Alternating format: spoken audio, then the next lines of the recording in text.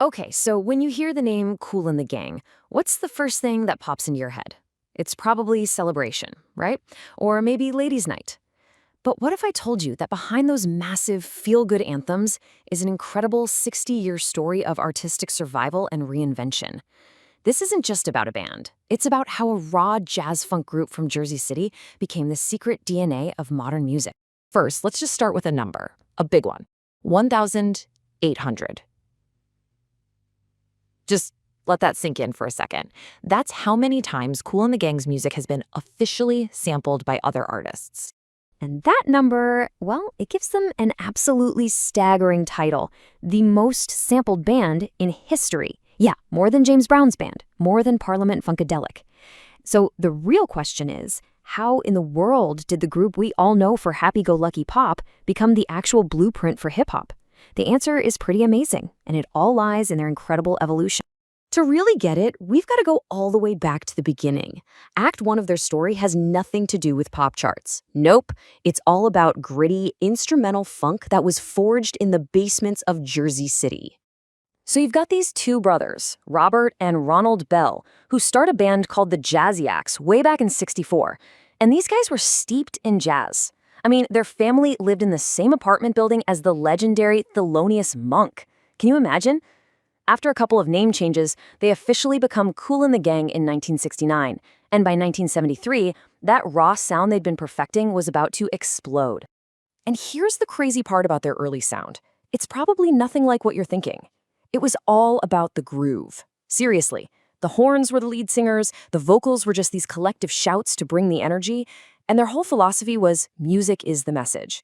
This is the DNA that gave us these raw, powerful, iconic tracks like Jungle Boogie and Hollywood Swingin'.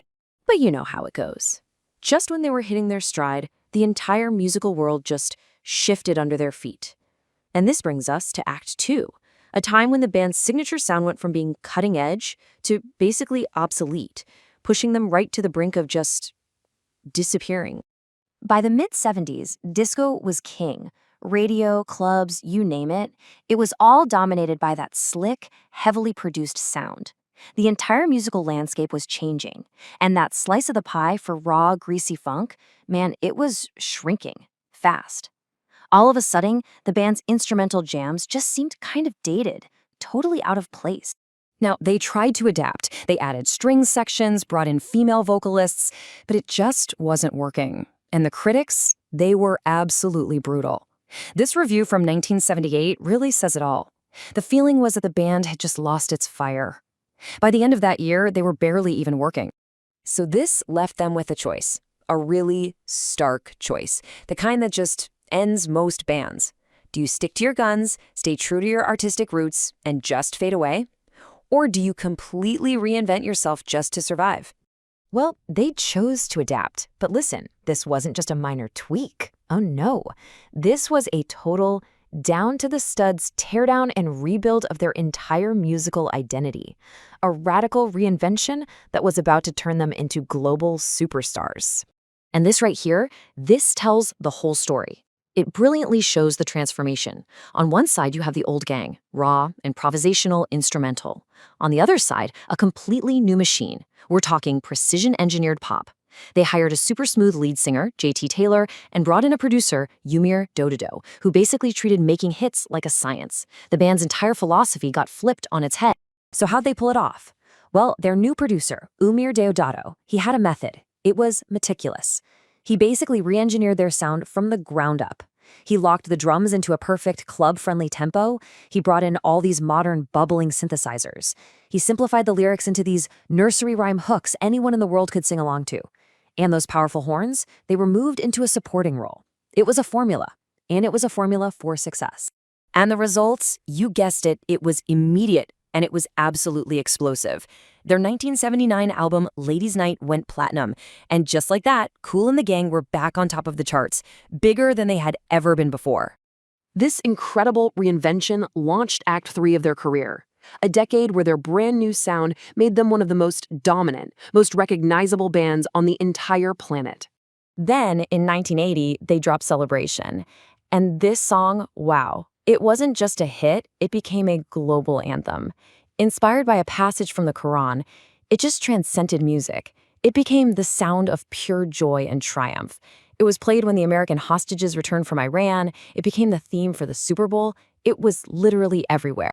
And their dominance just kept going. Take their album Emergency from 1984. It had 3 massive top 10 hits on it: Fresh, Misled, and Cherish. That's such a rare thing to do. It actually led the radio legend Casey Kasem to officially name them the band of the 80s. I mean, they had totally conquered the pop world. But, and this is the best part of the whole story, here's the twist. While they were ruling the pop charts, something else was happening. A whole new generation of musicians was looking backwards, not at their pop hits, but at their early raw funk. And this is where their ultimate and maybe most important legacy was being built. See, what hip-hop producers discovered was that the band's funk from the early 70s was, and this is the best word for it, rhythmically bulletproof. George Brown's drumming was so tight, so consistent, that it gave them the perfect, sturdy grid for an MC to rap over. It was a straight-up goldmine of beats and breaks just waiting to be rediscovered. And this is where it all clicks. This is the big aha moment. This slide connects all the dots. You know that iconic saxophone riff in DJ Jazzy Jeff and the Fresh Prince's Summertime? Yep, that's from Kool and the Gang's Summer Madness. The beat for Mace's Feel So Good? That's Hollywood Swinging. That gritty, driving rhythm in Nas's masterpiece NY State of Mind? That's built on their track NT. Their old funk became the secret architecture for countless hip-hop classics. So after decades of shaping music from 2 completely different directions, the final recognition finally came. It's bittersweet, really, because after losing so many of its founding members over the years, the band was finally inducted into the Rock and Roll Hall of Fame in October 2024. It was a coronation that was long, long overdue. They'd been eligible for 30 years. This whole journey leaves us with a fascinating final thought. Kool and the Gang really existed as 2 separate bands, didn't they? You had the pop superstars that we all know and love, and then you had the raw funk pioneers who secretly built the foundation for so much of the music that came after them. It really makes you wonder, what other hits have you been listening to for years that carry their hidden DNA?